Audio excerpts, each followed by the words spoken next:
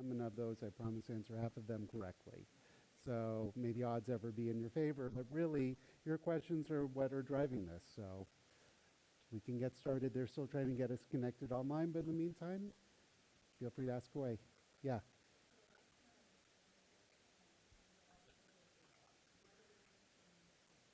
What?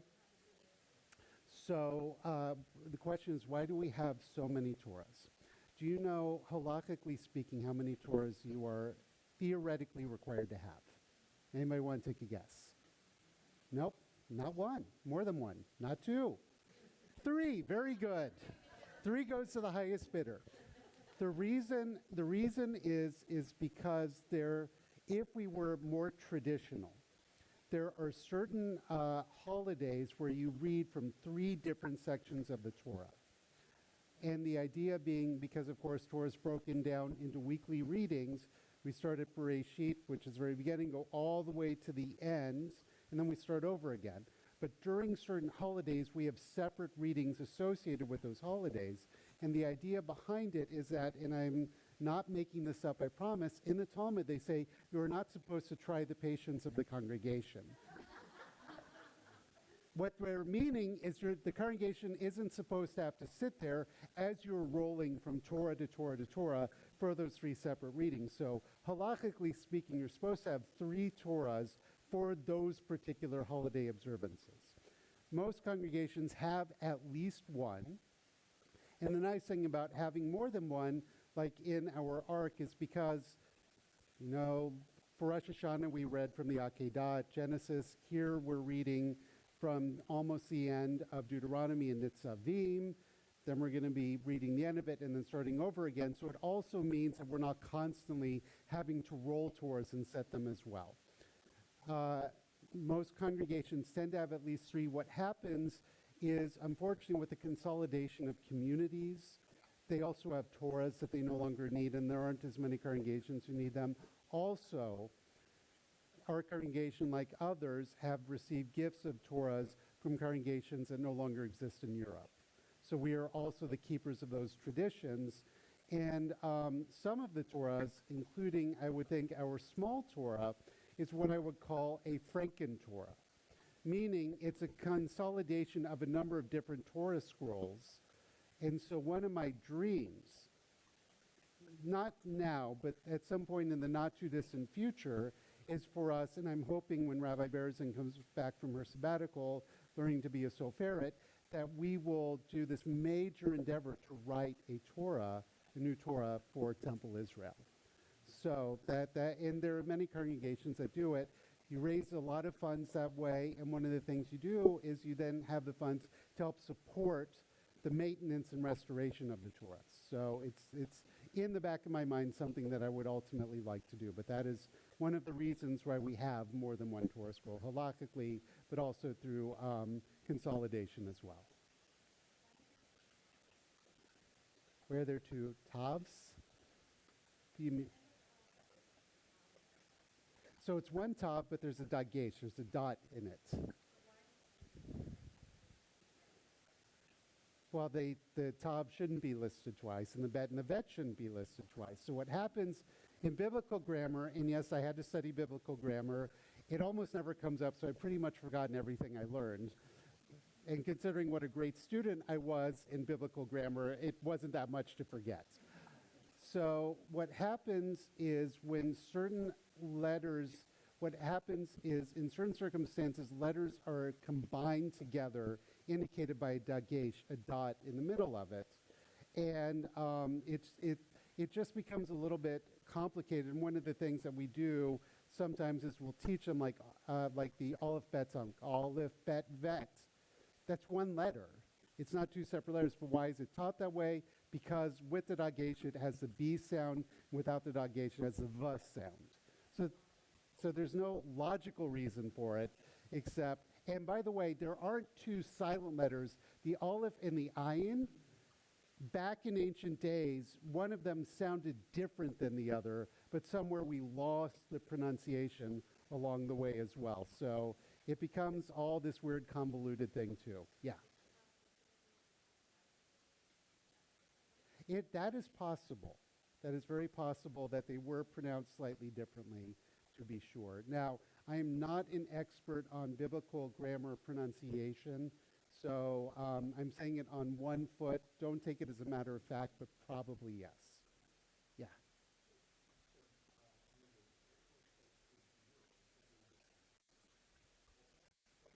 It can be. I believe it is, but I don't know with 100% certainty. I know in my previous congregation, because we're a merger of two congregations, we had two designated Holocaust scrolls that we had plaques for and had to report on. I don't remember exactly the history of all of our Torah scrolls, but we do have in our ark behind here a Sephardic scroll, which is the exact same Torah as all the other Torahs. It's just presented a little bit differently.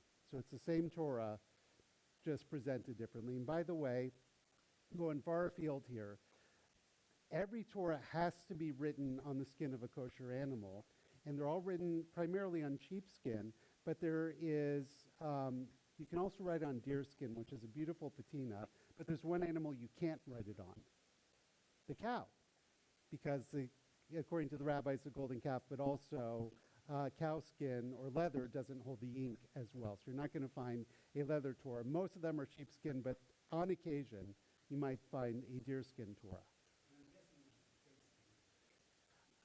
As far as I know, pig isn't kosher yet.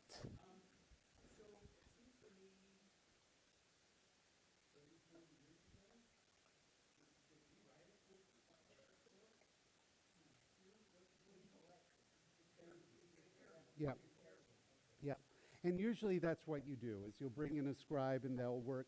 And the way you tell, so the statement is whether or not Torah is kosher. And what we mean by that is if it can continue to be used to be read from. And traditionally the way you would do it is if you have a question about the ink fading or breaking, you would bring in a student who's just learning their Aleph Bet. And if they can't tell you what letter it is, then it needs to be repaired. The reason for that is if you bring someone in knowledgeable who knows Torah, they may look and tell you what they expect it to be, as opposed to someone who doesn't know and will just tell you what the letter is or isn't. And that's, so the idea is you want to get them regularly checked and then maintained. So it will be very helpful to have a Soferet in the congregation who can help us keep on top of making sure that our Torah scrolls are in fact kosher. What's on the wall? That is Megillat Esther. That is the scroll of Esther. So that is from the Hebrew Bible, but it doesn't have the same, so it's displayed in the big letters are the ones you can see, or at least I can kind of see, those are Haman's children. So those you're supposed to read through really quickly, but that's what that is. It's Megillat Esther. And usually that comes in a scroll, and that's what you read from on Esther. And that is where, by the way, because you're supposed to read the whole book of Esther, that's where you get the whole Megillah. That's where the phrase comes from.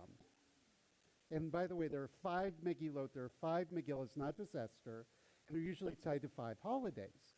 So on Sukkot, you read the book of Kohelet or Ecclesiastes. On Passover, you read Shir HaShirim, the Song of Songs. On Shavuot, you read from the book of Ruth.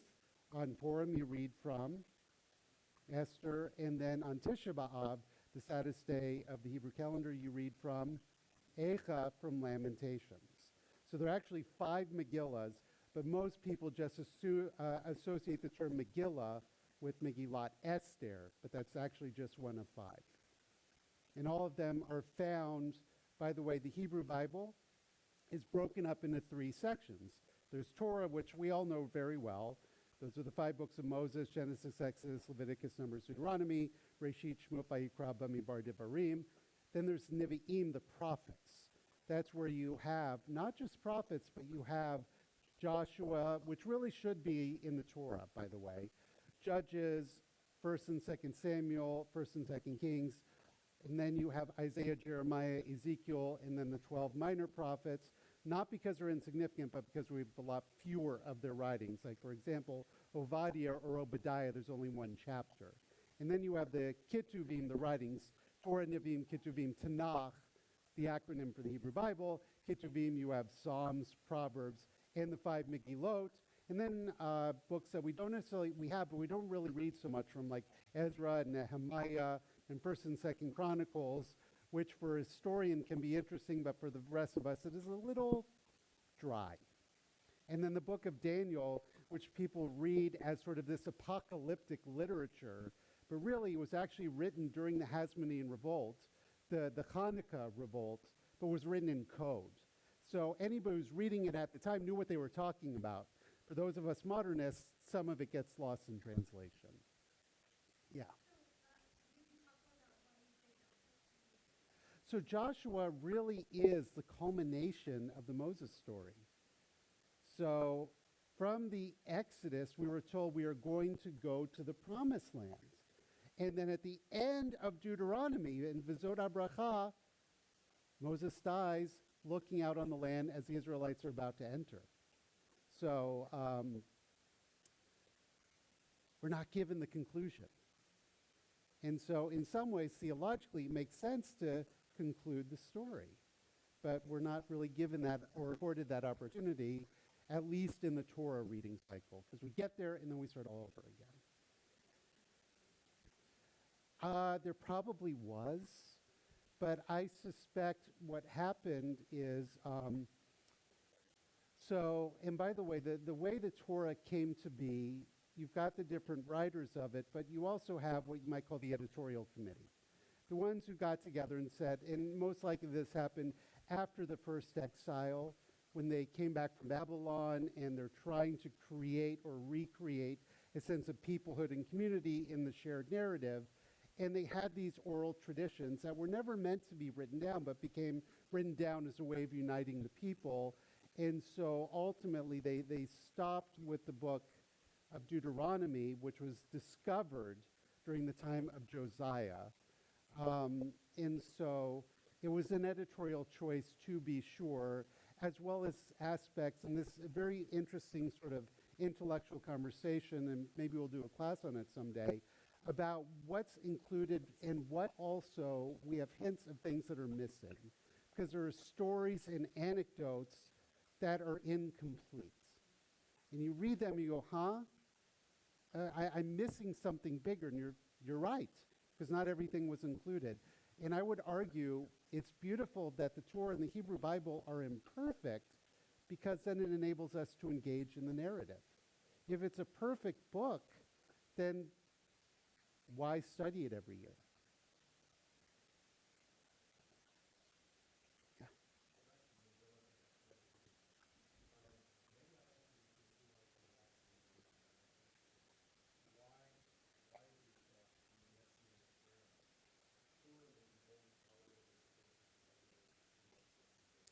So the Messianic era, the Olam Haba, the world. Let's talk a little bit more about that, and then we'll get to the book of Esther. So the idea, by the way, so I want to talk a little bit about the Mashiach, the Anointed One. So for the longest time, the Anointed One was somebody who was going to be a redeemer of Israel in a particular time, in a particular struggle. Most well-known, or I don't even well-known, but probably most important was Hezekiah during the time of the Assyrians.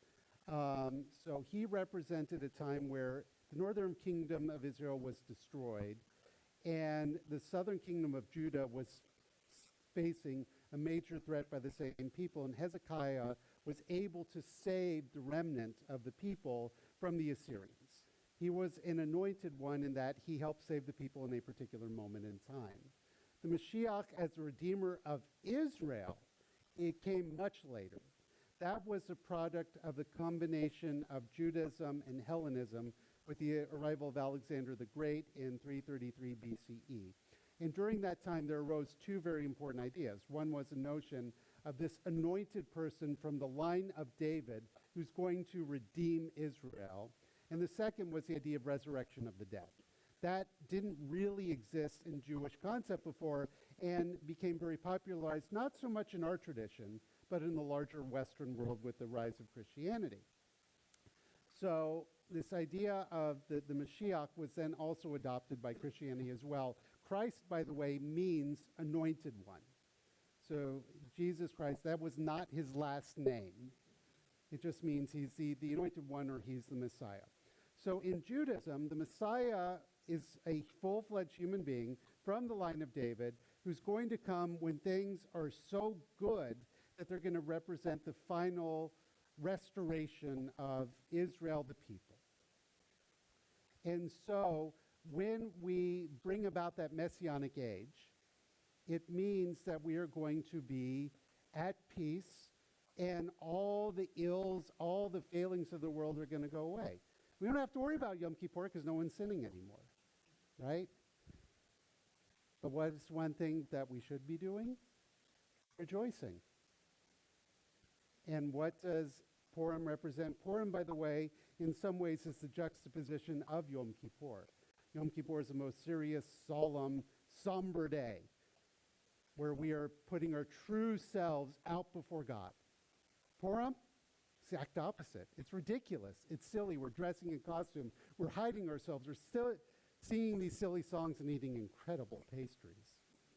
Yes, it is that time of day where I'm thinking about Hamantashen. And now you are too. You're welcome. So I think that's part of it too. Yeah. Actually, going to bed last night got me thinking about food.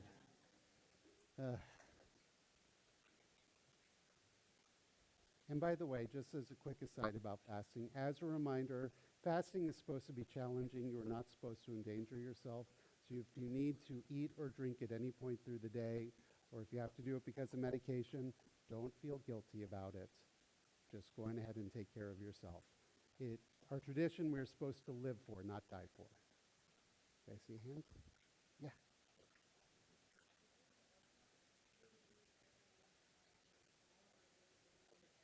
They get limited airtime with everybody. Yeah.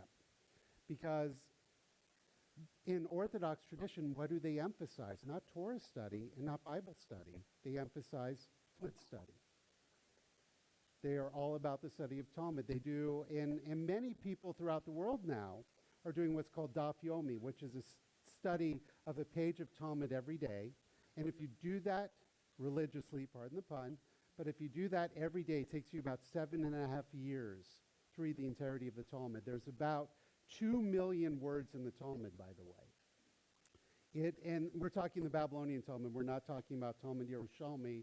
The Jerusalem Talmud, which is about half the size and not viewed as being authoritative, though it does provide some very interesting opinions and commentaries. So in my office, I've got both the Babylonian Talmud in its Hebrew and Aramaic, and I also do have an English translation of it. And it does take up a lot of wall space. Looks very impressive.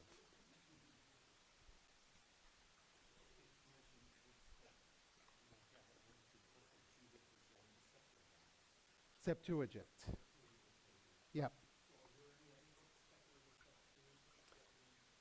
So there are 3 collections, really for our purposes. There's the Hebrew Bible, and then for the Christians, they also have an addendum called the New Testament. There's the Apocrypha, which are works that you will find in Christian Bibles, some but not others. And then there's a group called the Pseudepigrapha, which are other writings which are not found in anybody's Bible, but are still from around the same time. The Pseudepigrapha. So you have got the Apocrypha and the Pseudepigrapha. And by the way, I've got those in my office too. There are no hidden or forbidden books of the Bible. I've heard that come out from time to time. And there are certainly no passages of the Hebrew Bible we are forbidden to study. The only one the rabbis really talk about that you got to be careful with is Ezekiel's image of God's chariots. There, the rabbis say it's really mystical and weird. My words, not theirs. And you really should be well grounded in Jewish tradition before you start really studying it. Not because it's forbidden, but because it's very esoteric, and whatever Ezekiel was on their days, I wish I was on it too. He's got very fantastical visions. So there are books, and I think most importantly, and this is a reflection of the editors, there are 2 books in the Apocrypha that really should be in our Hebrew Bible that are not.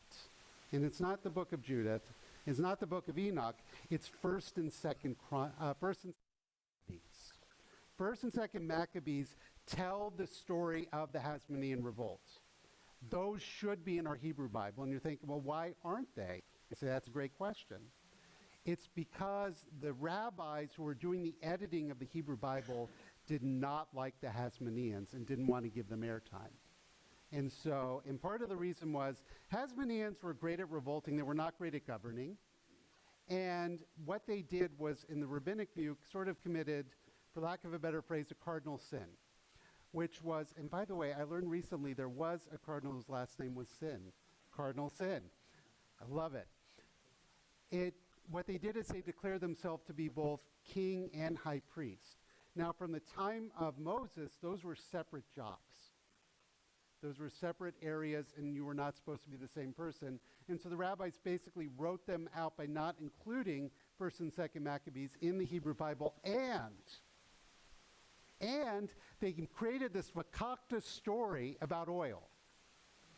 Now, Hanukkah is the olive harvest because it's a winter festival for the olive harvest, but the miracle was not the oil lasting 8 days.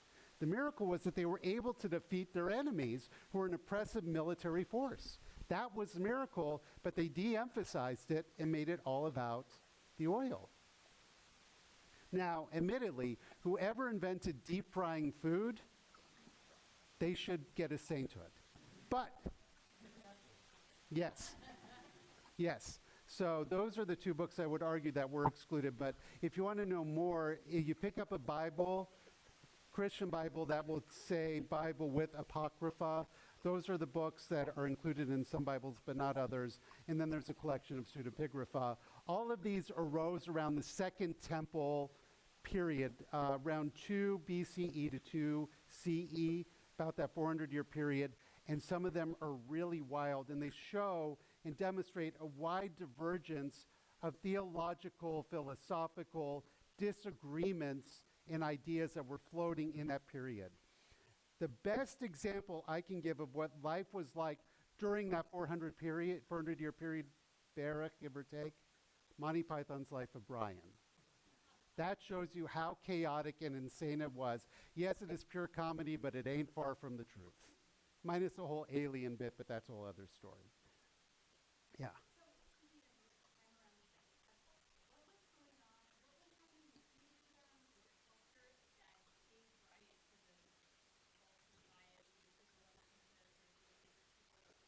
Well, what was going on, generally speaking, and I'm sort of glossing it over and sort of simplifying it, is by that point, so the Hasmoneans defeated the Seleucid Greeks, and they ruled for about 100 years, and then two brothers were fighting, one was losing, and he invited the Romans in. The Romans came in and started to take over, because once you invite the Romans in, they never leave. So the Romans really didn't care what you did as long as you paid your taxes and didn't cause trouble. But they also re-emphasized Greco-Roman culture, which a lot of Jews actually really enjoyed and embraced. So you had a group of Jews who were doing fairly well economically and were very much happy to, for lack of a better phrase, assimilate. There was another group of Jews who were focused on really translating and interpreting the Hebrew Bible, making it livable, doable, and breathable, and they had schools of students and they were busy arguing with each other. Those were the proto-rabbis. We know them as the Pharisees. They get a very bad rap. The other group were the Sadducees. Then you had a third group, the Essenes. This was a group who lasted maybe 100 years, who took their library with them. They went outside of Jerusalem, and they established a community where only men were allowed, which explains why they didn't last very long. They died out, their library was found, and that's known as the Dead Sea Scrolls. Then there was a fourth group who really hated the Romans and were constantly fighting with them. That group was known as the Zealots. And so there were four primary groups fighting with each other. So what we do as Jews today is not new at all. And fighting with the Romans.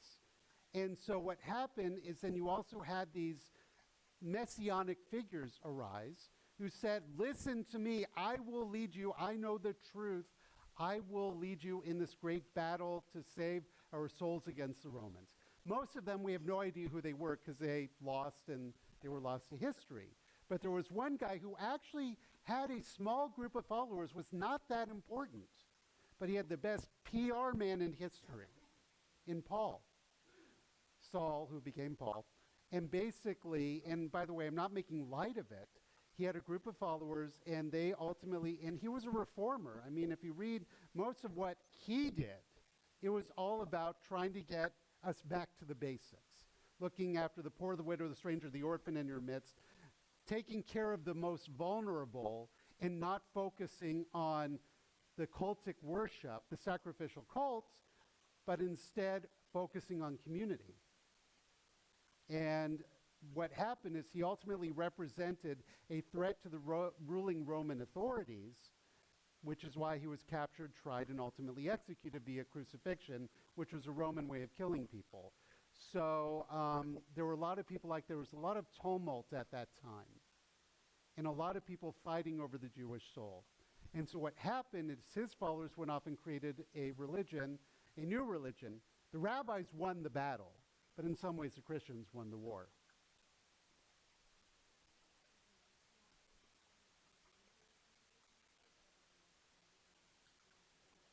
I would say that was probably the most tumultuous, simply because of everything going on in the outside world at that time. We've had other opportunities for conflict, but since then, up until modern times, because we've never had autonomy or self-rule, it's been harder to be that conflicted, though you could argue the battle between the rabbis and the Karaites was also pretty significant. That was around 800 to 1200 in the Common Era, give or take. A group arose who said, you rabbis got it all wrong. Forget this history of interpretation. We are biblical fundamentalists. It's not in the Bible, we're not doing it. And the rabbis said, no, it's all about the oral interpretive tradition. You guys got it wrong. And so there was a fight there for quite a while. Most famously, Sadia Gaon being one of the great scholars of the time. Ultimately, the rabbis went out, but there's still some Karaites to this very day. And then throughout period of history, there have been rises of what we might call false messiahs who've led Jewish instances, but really until modern times, we've not really seen something like the Second Temple period.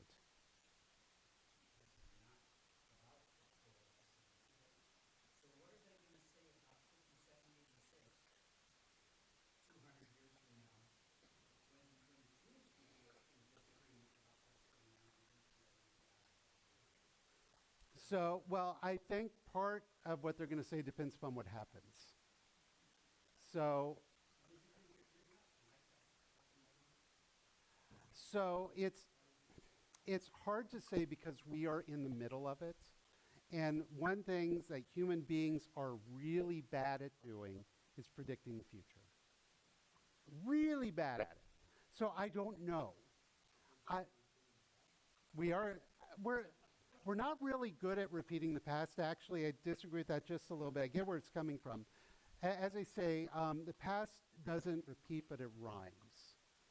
So we are very good at sort of falling into the same patterns.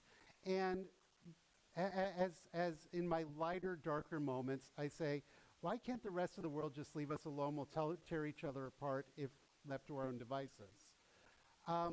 I don't know what the future is going to say about this particular moment in time because I don't know what the end looks like. I know this is a moment of time that feels deeply painful. And we are feeling a lot of the things. And we are also, and this is something we've been talking about here for at least 2 years now, we're also holding each other responsible for things we can't possibly be responsible for. So my question isn't what's going to be said about us 200 years from now. My question is what can we do to create space for each person in this community to be able to be seen and to be heard, but not invalidating what someone else might be thinking or feeling, because it is so complicated and so painful. And the history of where we are at this moment is also really complicated in not to give into outside tropes. That's part of what I was talking about in Rosh Hashanah, is a lot of the tropes we're using were put on us. And I'm very reluctant to use those tropes because they don't add to the conversation. Whereas there are real points of intersection where there's a lot of agreement, and also real points of intersection where there's a lot of disagreement, and that's okay. There's nothing wrong with that. But what we can't do is let it get to a point where it just creates such a traumatic rift that it once again breaks apart congregations. And by the way, this is not the first time congregations have been broken apart by the question of Israel. Most famously is Beth Israel in Houston, where Beth Israel was not a big fan of the idea of the creation of a state of Israel, and a whole contingent of congregants were furious at it and at the rabbi, and they left and formed Temple Emmanuel. Those two congregations still exist to this very day, and 3 of the 4 rabbis at those congregations are classmates of mine. And they all get along very well, but it's just, so it feels like there's an urgency in the moment, but the other piece I'm saying is we should also take a step back and take a breath. We're not going to solve it, but what we can do is create space for us to see and hear each other, and that's okay too. Because, believe it or not, so I've gotten the question, Rabbi, what were you going to talk about last night versus what I actually did? Because I mentioned I wrote 4 sermons, and I really did write 4 sermons. Now, obviously, they were incomplete. They were not edited or anything like that. But the first one I wanted to talk about, because I've been reading this book about the rise of Christian nationalism in this country. And I was going to talk about how by letting these rifts break us apart, we're missing a golden opportunity to work together to combat the narratives being put forth by Christian nationalism. Now, I do think that's a very important message. It's not where my head was at that particular moment. But what happens is we are a proud religious people. And I've spoken about before how Judaism is more than a religion. Absolutely true. That being said, there are elements of our tradition that are being co-opted in our name. Whenever you hear the word Judeo-Christian values, that should raise your ears and make you curious and upset, because it doesn't mean Jewish values. It means Christian values co-opting Jewish values. So we have to have a voice in the religious conversation about what's going on in this country, because they are standing in part on a majority of what they're talking about on our Bible. And they're telling us what it says, when that's not what it says. So I'll give, sure.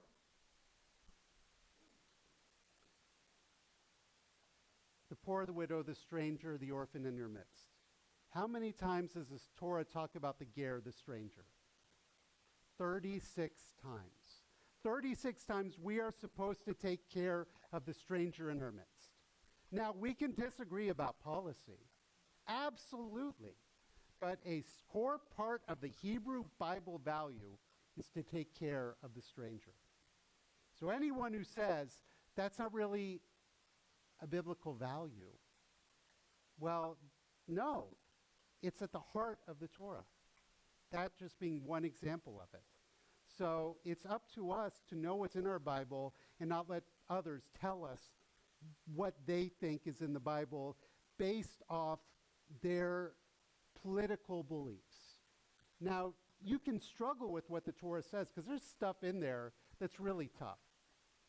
It talks about the death penalty all over the place. I will admit that. It talks about slavery. What the rabbis do, and this is where I think it's really important, is we are not a people of the book. I've said this before too. We're a people of the books. We're a people of 2,000 years plus years of rabbinic interpretive tradition.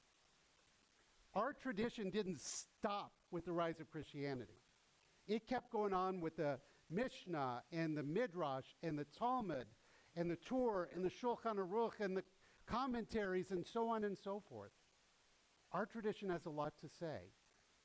But when somebody gets up and says, I will tell you what the Bible says, they're often speaking from their own personal perspective and not from the history of biblical interpretive literature. So that's just but one example of it, not to let others co-opt our sacred text to justify their political position.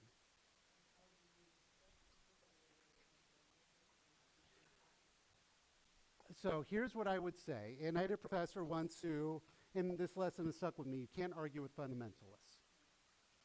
So don't argue with fundamentalists. Talk to people who are not fundamentalists, who have given over the Bible conversation to others. So I'll give an example of it. And I've taught about this, and I love talking about it. I think it was in Oklahoma, and maybe my beloved Texas, where they said, got to hang the Ten Commandments in every classroom. Because we got to get back to Judeo-Christian values. Well, first of all, I don't want them teaching religion in secular schools. The teachers are not equipped or qualified to do it, unless they're teaching it from sort of a historical perspective, which I fully value. But if you're talking the values of the Hebrew Bible, one, that makes me very nervous. But two, which Ten Commandments are you talking about? And in which language? So, and that's where we have an important role to play, because there are at least two versions of the Ten Commandments in the Torah. I would argue actually three. Read Exodus 34. There is a whole other version out there where Moses goes back up, comes back down, says the Ten Commandments. It's all about cultic worship. It's very specific to us. Secondly, they always leave out the first part. You know, I, Adonai, your God, who led you out of the land of Egypt, I get to give you these commandments. That part's always left off. The numbering is different. And the translation is often wrong. Thou shalt not kill. It's not what it says. It says you shall not murder. And not just murder. The Hebrew word implies commit an act of first-degree murder. Very different from you shall not kill. So just putting those words up on a wall actually diminishes what we have added to the lexicon. So rather than argue with fundamentalists, because they're never going to get it, talk to other people and say, yes, I absolutely agree, it should not be in the classroom. And more than that, I'm going to give you another reason, because they are hanging a very specific Protestant version of the Ten Commandments in the classroom, which is not reflective of what's actually in the Hebrew Bible. So give them more tools. But the only way you can do that is by participating in the conversation. And by the way, it doesn't have to be about this. You can ask a question about anything. Yeah. How about Sermon 2 and 3?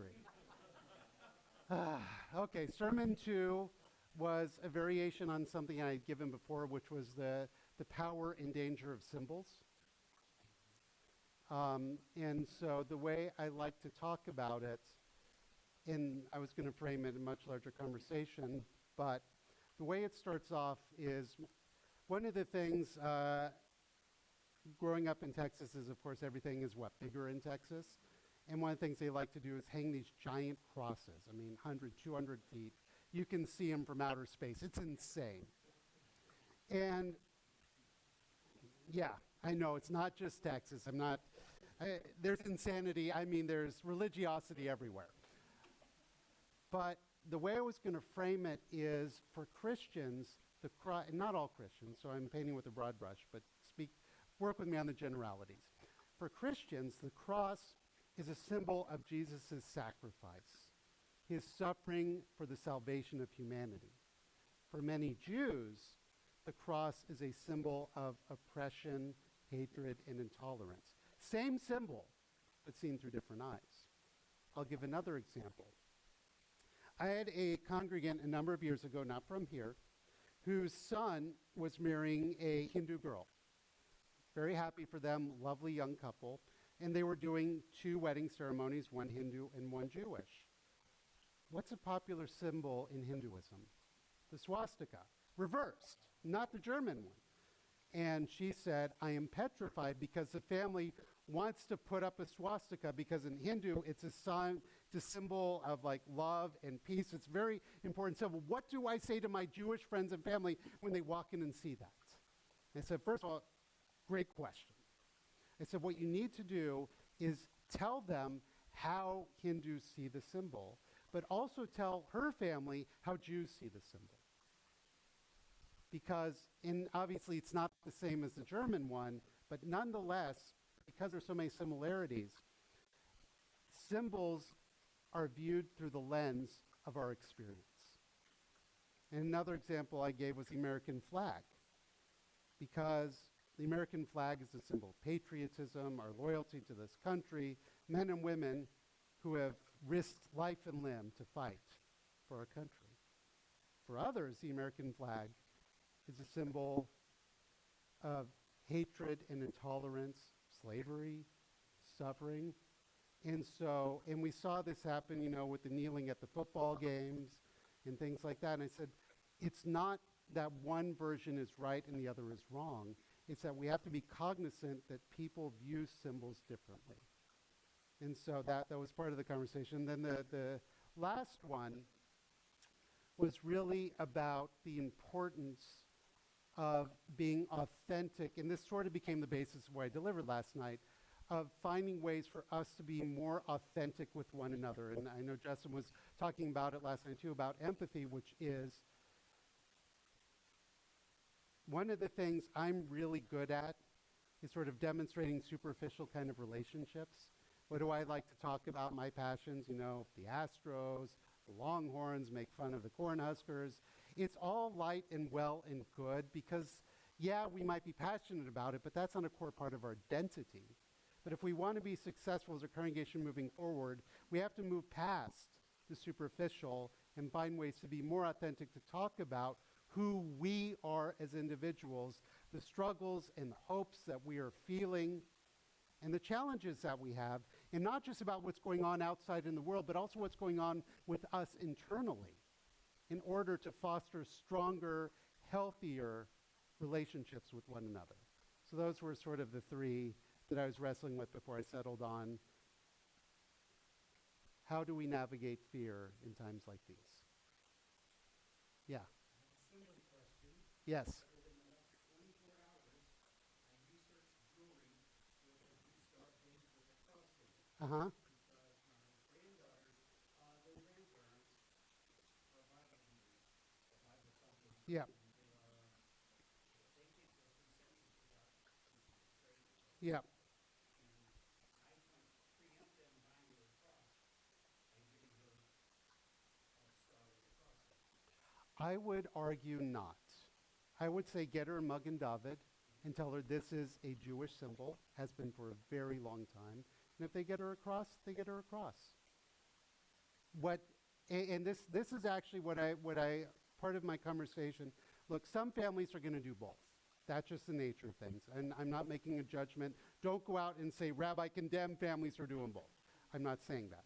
What I encourage families to do, especially families with children, is pick one. Do that in your home. Have that be the identity, because otherwise, especially when there are two parents, what you're sometimes doing unintentionally is making the child choose the parents. Now, it's a hard decision to make, but then what you're saying is, this is a value, it's a Christian home, it's a Jewish home, or whatever the home is. And then that way she associates the Magen David with you, and she can associate the cross with the other grandparents, and that's okay. You don't need to conflate it and say, this is who I am, this is my tradition, this is what I represent, and I want to share that with you. Sure.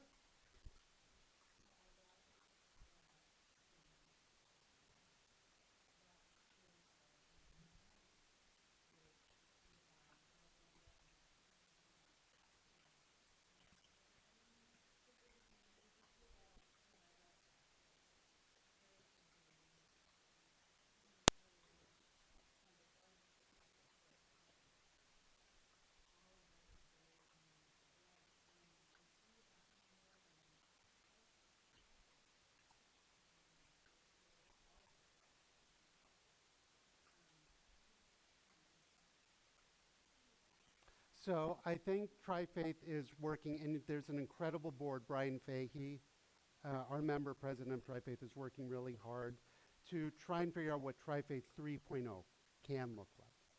Now, obviously I was not part of the history of the founding of it or the building of the buildings or anything like that. What I think, and this is something I've been arguing, is there is a lot of people, not everyone, but a lot of people in the room walk in holding others accountable for things they're not responsible for. And then what happens is then you're coming in expecting a conflict.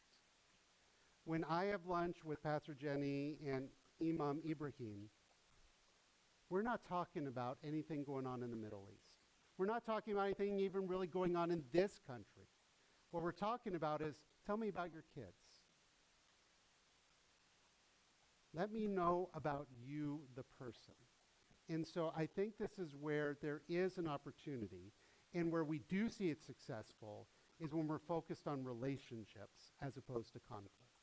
What I think happened is a lot of people, because of the way, and again, I was not part of this history, but I think accidentally Tri-Faith was sold to the world as the model for interfaith relationships.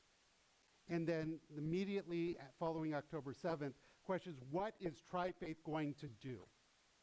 And there are multiple challenges to it. First of all, we're in Omaha, Nebraska. We're thousands of miles away from the conflict. We are not going to be able to solve it. Secondly, all of the clergy, the senior clergy of Tri-Faith have been here less than 3 years. I'm the senior most member of Tri-Faith. I've been here a little over 2 years. Pastor Jenny's been here a little less than 2 years, and the imam's been here a year and a half. It's very hard to have difficult conversations if you don't even know the person you're talking to, and the trust hasn't been built up. So I think there is an opportunity, but we're going to have to rethink what it means to be in relationship. That's why I love the garden, because the garden isn't about solving things we can't solve or holding people accountable for things they're not responsible for. It's about growing food from the earth and using that to feed people who are in need. And and it takes time. And right now it feels like we don't have time and that we have to have answers. And I would say, let's flip it. Let's stop trying to hold each other responsible and stop trying to have answers and make the time to get to know each other.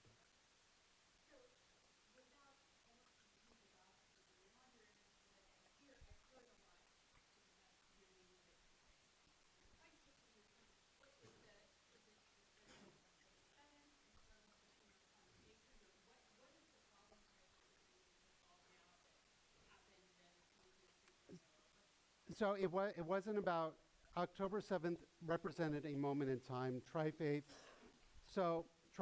like all nonprofits, is very dependent upon donors and grants for funding to be able to provide programming and other opportunities to, for lack of a better phrase, spread the gospel.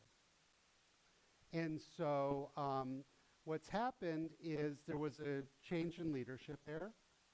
And for about 6 months during that transition, there was no fundraising. So that created sort of an economic crunch.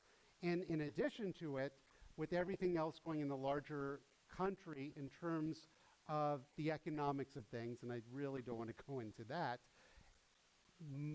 every foundation, the amount of asks from them has gone up dramatically from more and more nonprofit institutions.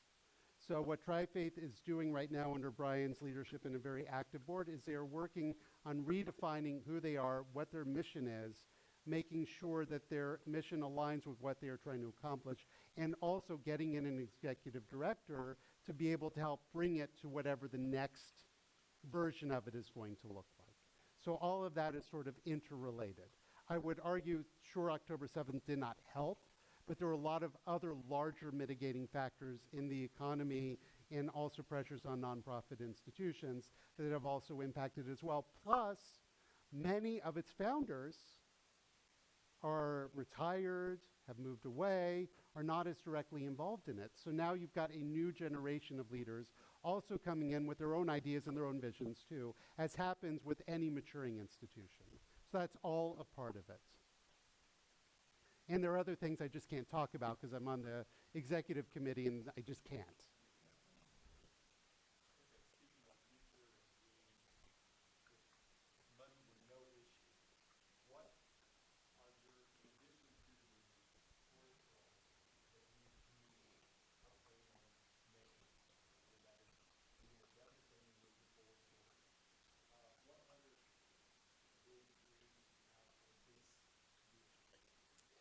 So, and this is the beauty of, I'm going to talk about the Jewish community and then talk about Temple Israel. So this is the beauty of the Omaha Jewish community, is we have a community absolutely committed to having 3 congregations in Chabad: Temple Israel, Bethel, Beth Israel.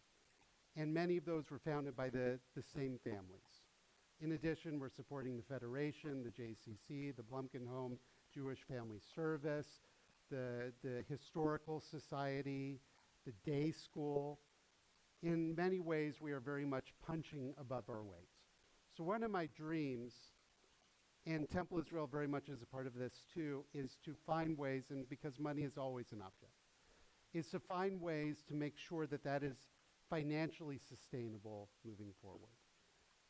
And so one of the things that I brought up at Rabbis and Presidents, and Justin has brought up as well, is the idea that we need to be more transparent about our dreams as a collective community, so that way we're working more collaboratively to help bring those dreams and visions into fruition.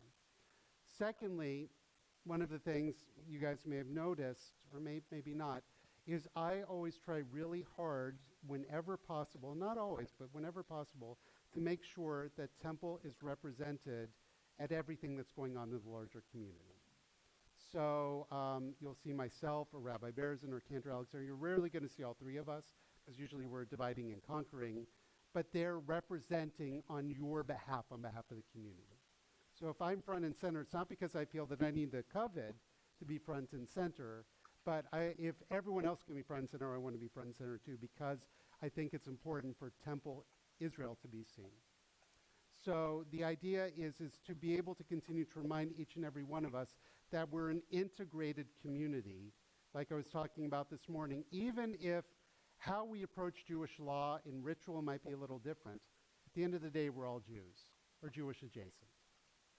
In terms of Temple, one of my dreams, and at some point we're probably going to need to do another capital campaign to help ensure the financial future of our community. And I've been talking with a lot of people about it. Plans are still in the works. It hasn't been dropped. The idea being that way, if it works, we can take money off the table in terms of what are we worried about, and think more about what are we dreaming, and then how do we bring that to fulfillment. So one of the things, look, we've been expanding our adult education program. And I've heard you guys want more clergy teaching more things. We're working on that. In the absence of that, we're also getting some incredible volunteers, like Zach Smith taught basically a free semester course. How cool was that? No, there are other experts who could probably teach on similar areas, but not naming any names. Not naming any. We also have a new rabbi in the community, in Rabbi Beanstalk, who I need to talk to because I've heard he might be interested in doing some teaching as well. So that's one thing. Also, our commitment to not just being here, but also doing trips. I mean, we've had, after the teen civil rights trip, there's a huge push. Why can't adults do it? So we did an adult civil rights trip. There's now going to be an adult border trip. There's going to be, Cantor's working on a trip to Morocco, and we're going to continue to find ways to get us out into the larger world too. So those are, and we're expanding our worship opportunities, recognizing the theme that I mentioned when I was interviewing here, which is we are not a congregation, we're a congregation of congregations, and people want to connect in different ways. So one of those is now we've got our Shabbat Mishpacha, which Rabbi Berzin is leading for the children who are past the tot stage, but not quite ready to really sit in main services. We did our first one, we had like 50 people in attendance. We introduced our rock service, which is one of my personal pet projects, which is a very different kind of worship. There's a congregation I know of in Georgia, and I dream of this. It probably won't ever happen, but they do a bluegrass Arab Rosh Hashanah.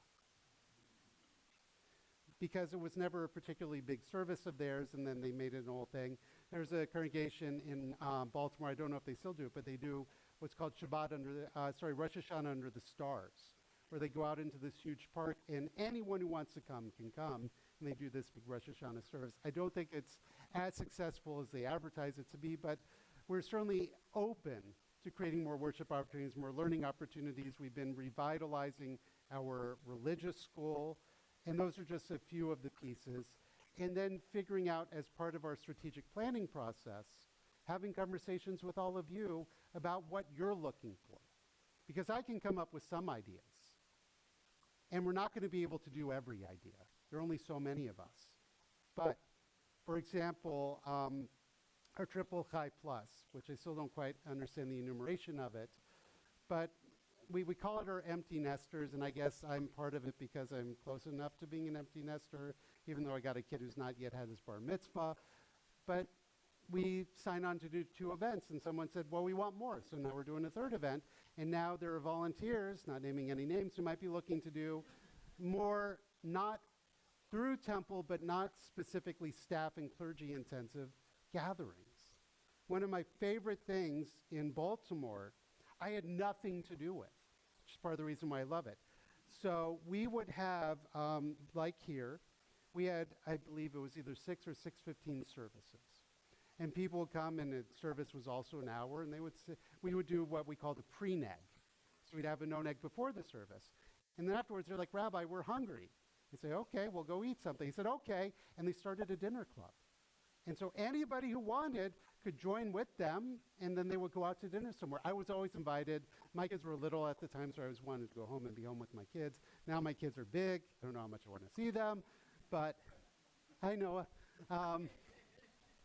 But that was sort of an organic thing that happened. So one of my dreams, long way to answer a great question, is for you guys to be able to work to bring your dreams to fruition, and to have those dreams not be as dependent upon the staff and clergy, but be dependent upon you, because this is something you want to have happen.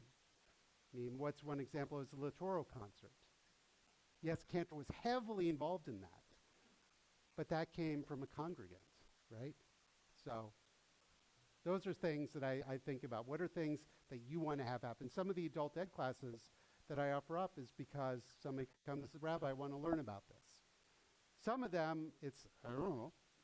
Some of them, let's learn together, like our weekly Zohar class. And some of them are, unfortunately, like the one I just did on the history of anti-Semitism, because that's where everyone's mind was. So all of those are certainly unique possibilities. And one of those, immediately following this, we're going to go do a text study, because Ed Karnganu said, I love the healing service, but it doesn't speak to me. I want to be here, but I don't want to go to that service. Is there something else you can offer? And I said, we'll try a text study, and we'll see what happens. If it works, great. Doesn't, we tried. And that's okay, too. Not everything has to work, and not everything has to last. It's okay to also sunset things.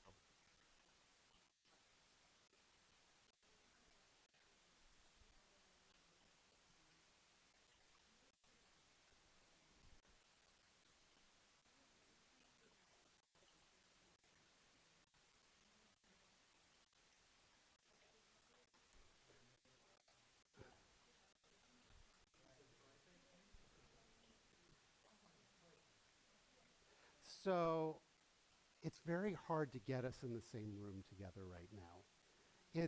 So part of the challenge, I would argue, give us a few years, because right now we're still, all 3 of us are very invested,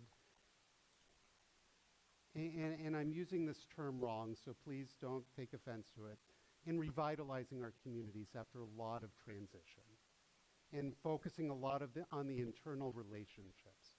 I mean, look, when I first got here and I had numerous meetings with Wendy Goldberg, I said, look, it's not that I'm not interested in Tri-Faith, but for at least the first several years, I'm focused on Temple Israel, because that's what I've been brought in to do. And then as we build that up, then I can expand upon my portfolio. So we are working on it, but there are a couple of complicating factors. One is it can be very hard to get Pastor Jenny and I in the same room together just because of our schedules. But my concern actually is with the imam, with Ibrahim, not as a person, but because of his circumstance. So he is the imam for a congregation representing 40 different nationalities, different streams of Islam, which has got to be really tough between Sunni and Shia and other interpretive traditions.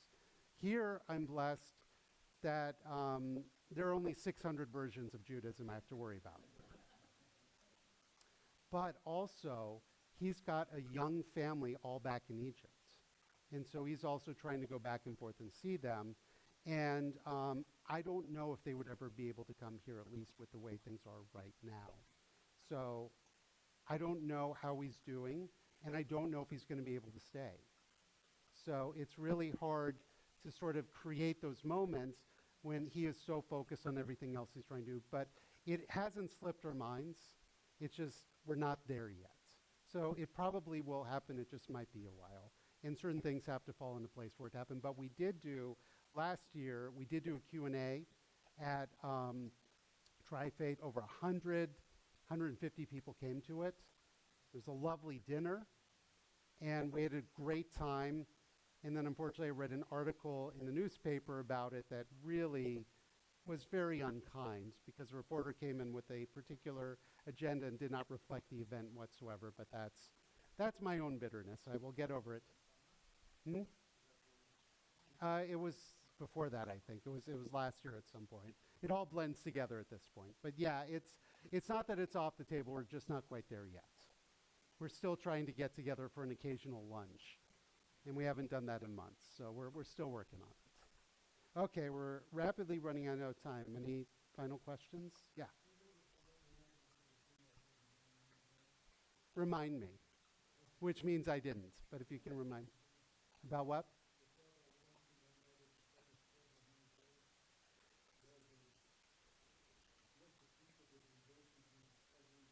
Oh, I thank you for reminding me. I've not had a chance to look into it yet. But Rabbi Weinstein, I think, I could be wrong because he was in Baton Rouge. I think he was the rabbi before my father was there. Because there were two congregations in Baton Rouge. They most recently merged with Rabbi Sarah Smiley, who is a friend of mine. And I think it was my father's predecessor. My father was in Baton Rouge for 4 years. And then he found an opening in Spring, Texas. And part of the reason why I went there is it seemed like the educational system was moving in the wrong direction in Louisiana, but moving in the right direction in the suburbs of Houston, which during my time there very much was. And now it's moved back in the wrong direction, but that's a whole other story. Yeah.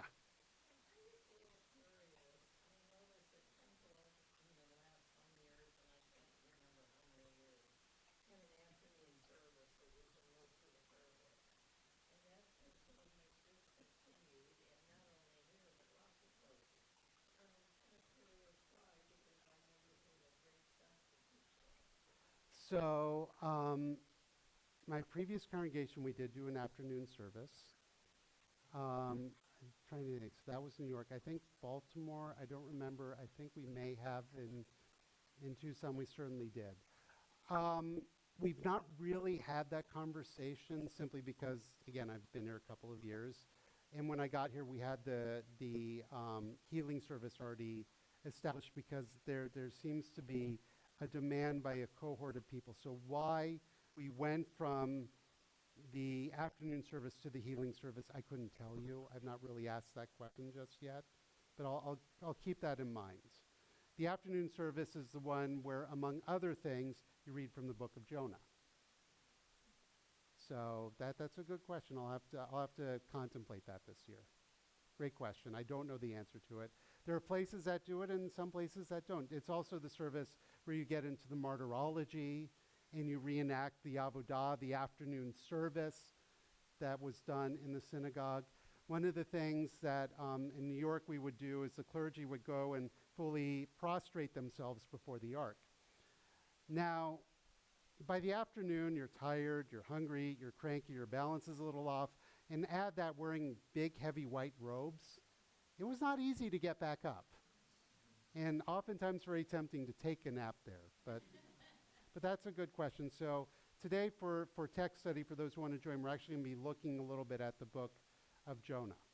So it's not really in a reenactment, but it's an alternate offering. Okay, 2 last questions.